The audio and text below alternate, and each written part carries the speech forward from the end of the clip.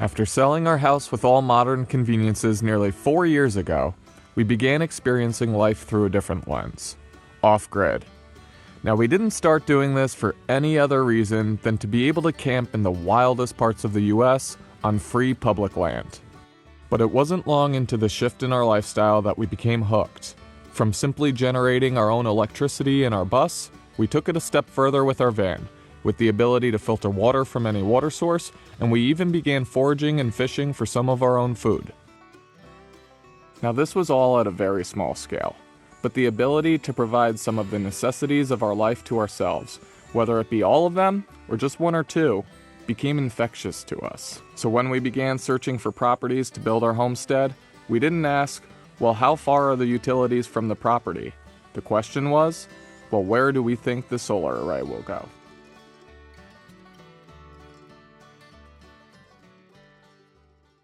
We've come a long way since rolling up onto this raw land in our camper van with 300 watts of solar, 30 gallons of water, and a dream. And just last week, we completed a major project in our quest towards self-sufficiency. Let's go check it out. Now, we've been fully off-grid since we got here. Obviously, because there's no power lines back here, so there's no grid. But in the beginning, we were relying heavily on having a generator to assist our temporary makeshift solar system. And this behind me is changing everything for us.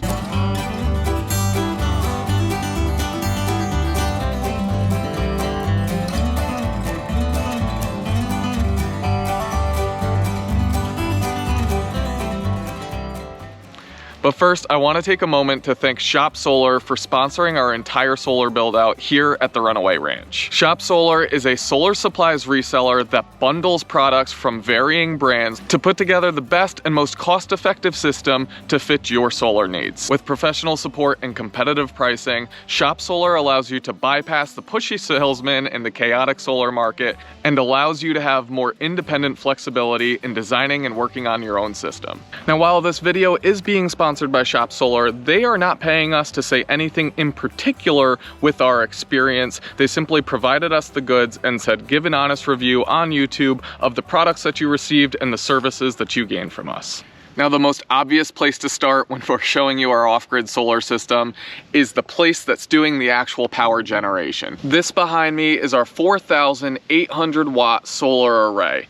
It's made up of 12 400 watt solar panels. And the structure that these panels are sitting on, we built ourselves. We built it all out of wood and for under $300. We actually have a video about this that you can check out, but today's video is more to show you about our batteries, inverter, and all that other good stuff. So our panels are strung in series parallel. So right next to me, you will see 3 solar panels going down. All of those are strung into series, and the next 3 panels down are also strung into series, and then those 2 strings are tied into parallel. Now that creates one of our lines that goes over to our power shed. Then the other 6 panels on the other half of the array do exactly the same. Now this combination of our panels in series and parallel allows us to get the proper volts and amperage that we need to efficiently get this power over to our solar shed. Now we have our solar panels set up at a 30-degree angle, which is optimal for our part of Tennessee because you're looking for 15 degrees in the summer, 45 degrees in the winter. If you're not building an adjustable array, you kind of find the middle, and in the spring and the fall, 30 degrees is actually optimal. So we were on our property for about 5 months through summer, fall, and early winter before deciding where exactly we would put our array. And what we did was every week we spent a good sunny day documenting several different locations we had in mind and tracking where we think the best place to put them would be. And this is where we ultimately landed on. So how are they performing? Friggin' awesome. They're super efficient. When I isolated an array yesterday when it was in full sun, it was pushing 2,200, almost 2,300 watts, which the total capacity should be 2,400.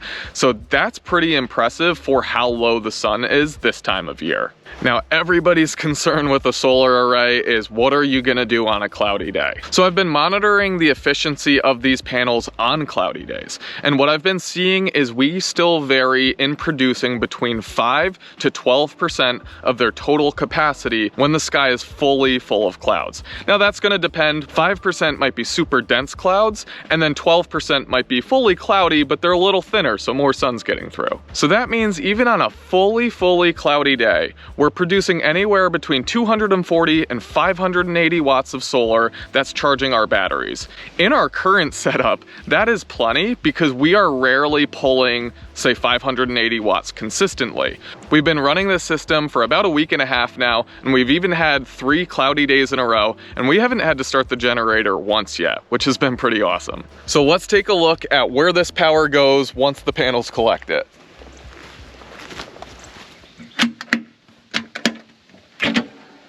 Now, working with this PV combiner box was something kind of interesting for me, because this is actually my 3rd off-grid solar setup, but both of the first 2 were much smaller systems, so I never had to work with any hardware like a PV combiner box. What's nice about a company like Shop Solar is this is something I might not have even thought about when designing the system, but their kits include everything you need to get your system running. So behind me is where the power from the solar panels eventually goes. So we trenched in the lines from the solar panels over to what we are calling our solar shed. Now, in previous videos, some people shared concerns of the distance.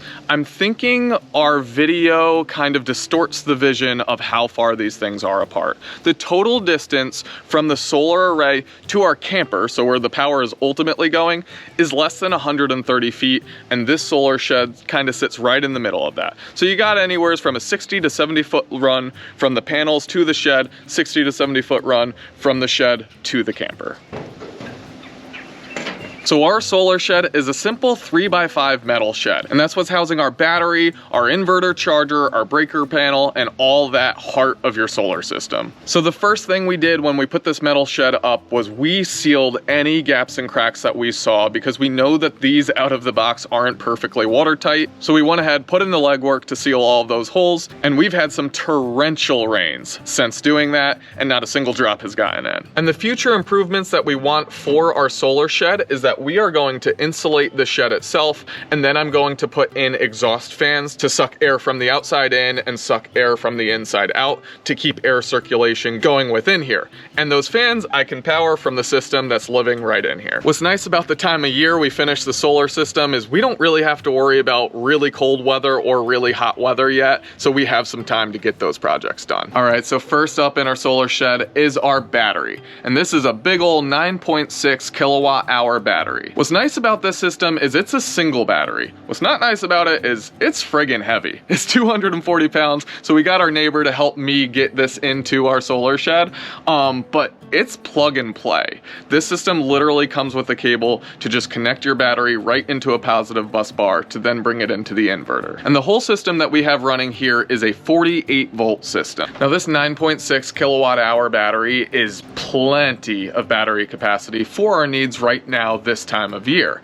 Now that might change as we enter into summer, but what I love about this battery system is that it's easily expandable. And that's part of what we worked with Shop Solar on, was let's figure out a really good starting point on a system that can just be plug and play, easily expanded if our power needs increase. This is a small space, so I'm not going to be able to show everything that's going on behind us, but the most important part to know is what's right above my head, and that is our inverter charger. So what that's doing is that's taking the solar power that's coming from our panels, getting it into the right charge settings for our battery, and then it's taking that power, or the power that's stored in our battery, converting it into AC power, and then running that up to our camper for usage. Now besides that, behind me is pretty simple. We have a positive and a negative bus bar, and that's all fused for going towards the battery, and we have our breaker panel. So the breaker panel is taking that AC power coming out of our inverter charger and putting it on actual breaker circuits, just like you'd have in your home.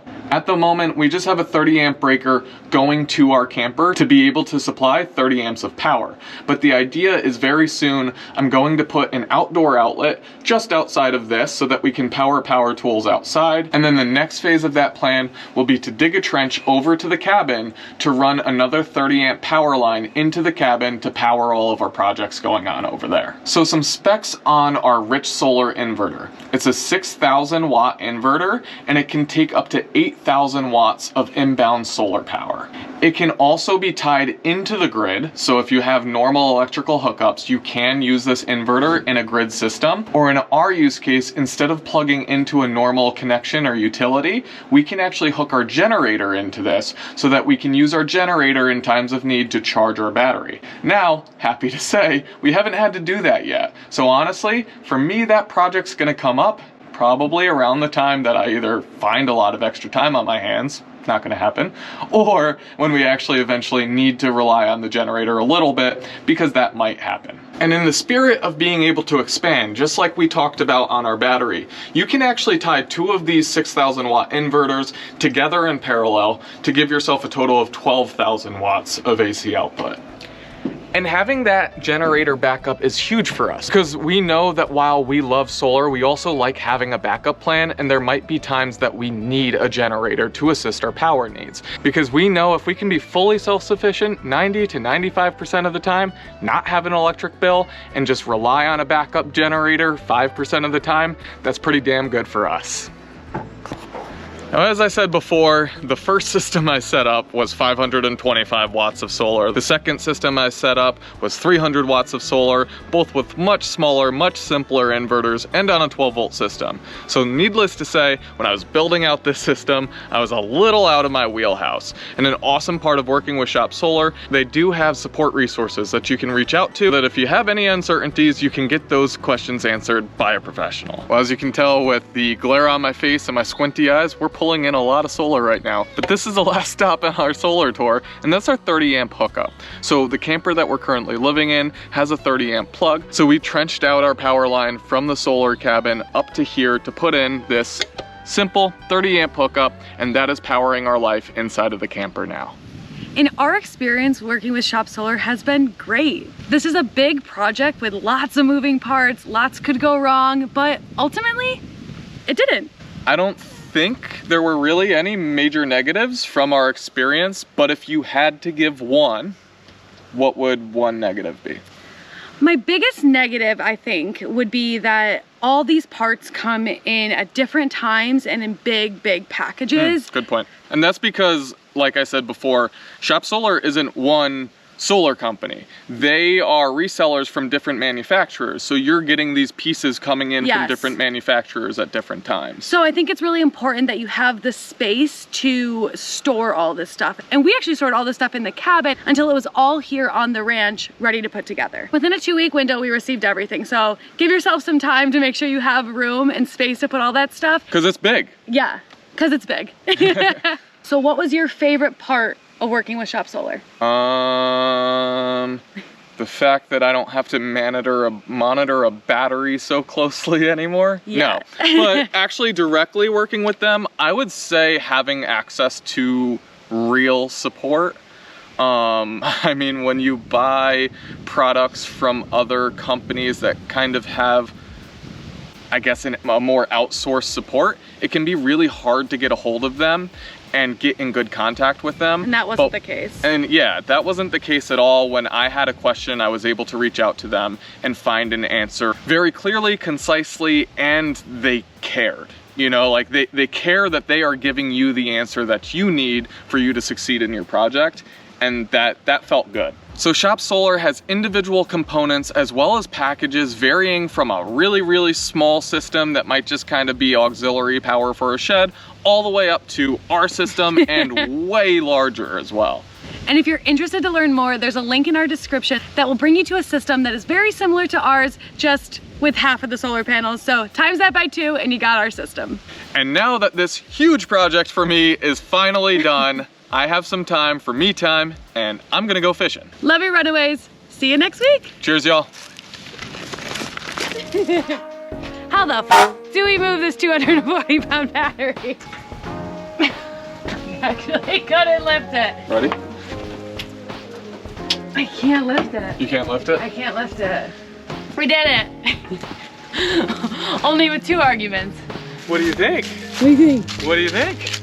That's gonna power your air conditioning in the summer. Yeah. Wanna hop on?